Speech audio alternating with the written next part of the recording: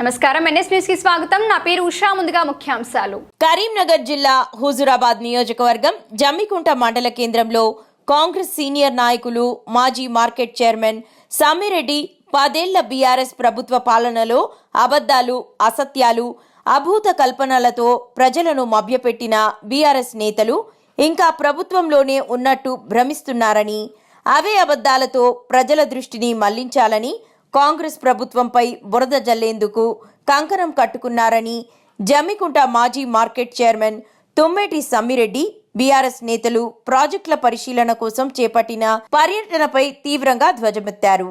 Lower Maneru సందర్శనలో భాగంగా డ్యాంలో నీటి నిలువ లేదని, మేడిగడ్డకు పోయి నీరు వృధా పోతుందని, సత్యదూరపు ఆరోపణలతో నోటికొచ్చినట్టు మాట్లాడడం వారి అజ్ఞానానికి, అహంకారపూరిత ధోరణికి నిదర్శనం అన్నారు. ఒక పక్క వర్షాలు పడి డ్యాములు నిండుతుంటే, చెరువులు నిండుతుంటే రైతులంతా సంతోషంగా ఉంటే, మరి నిన్న కేటీ రామారావు గారు 10 మంది ఎమ్మెల్యేలు వేసుకొని బిడుమానేళ్ళు నీళ్ళులో మోటార్లు వేస్తారా లేదా అని చెప్పి మేడిగడ్డ పోయి ఆడ చూసి నానా తంత్రం చేద్దామని చూసిండ్రు.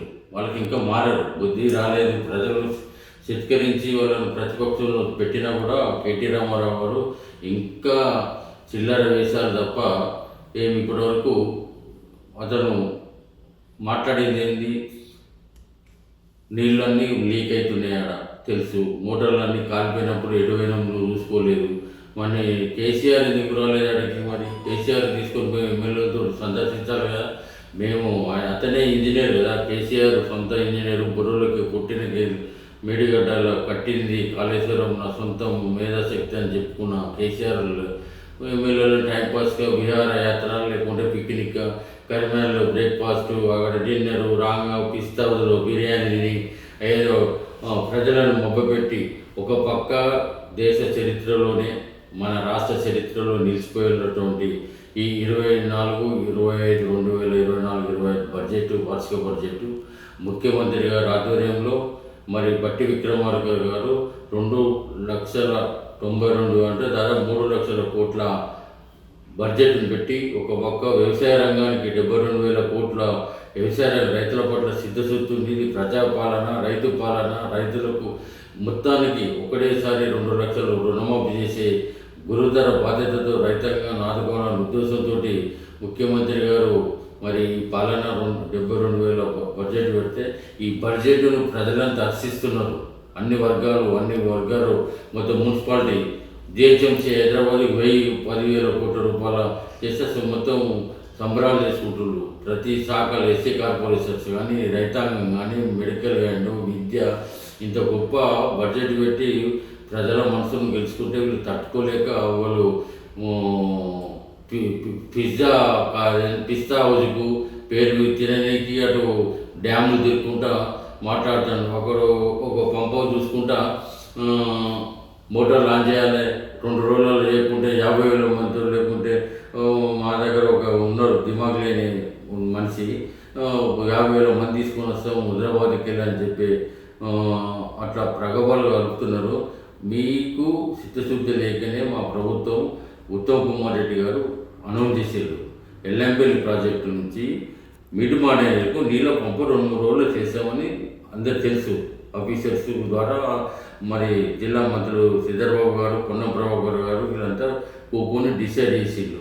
మిడ్మానేరులో నీళ్ళు వస్తాయి, మిడ్మానేరుకి వెళ్ళి కొండపోచ్చమ్మ, మల్లన్న సాగరు, ముఖ్యంగా ఈ పామదికి నీళ్ళు రావాలి, ఎర్రవెల్లికి నీళ్ళు రావాలని డ్రామా చేయడానికి మీరంతా యాక్టింగ్ చేసి ఏదో పెట్టి 2 రోజుల్లో గవర్నమెంటే ఒప్పుకున్నది రైతాంగానికి నీళ్ళు ఇవ్వాలి, వాళ్ళని ఎల్ఎండీలకు పంపింగ్ చేయాలని చేస్తారు.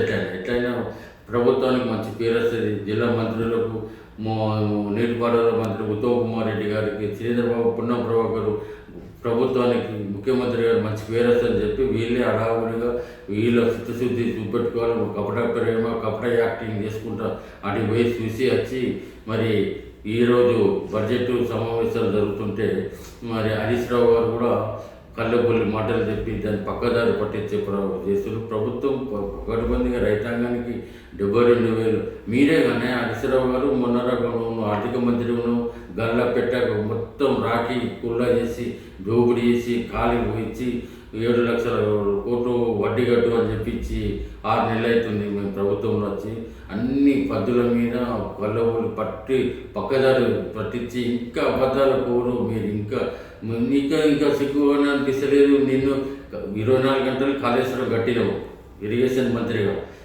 అక్కడ గవర్నర్ ఏమన్నారు, కాళేశ్వరరావు అని అన్నాడు. కాళేశ్వరరావు ఈ హరీష్ రావు పేరు కాదు, కాళేశ్వరరావు ఆడ పండుకొని మెట్ల మీద పడి ఆడ ఐరన్ రాళ్ళ మీద పడి కట్టించిన అని చెప్పుకున్నాడే. ఓపెనింగ్ నీ పేరు లేదు, నీ ఊరు లేదు, నీ మామ కేసీఆర్ నీకు అంత ఇజ్జత్ తీసినా కూడా మన ఈ గొప్పలు ఇక్కడ పక్కదారి పట్టిస్తున్నాం సభను. ఇక్కడ ప్రజలంతా చూస్తున్నారు.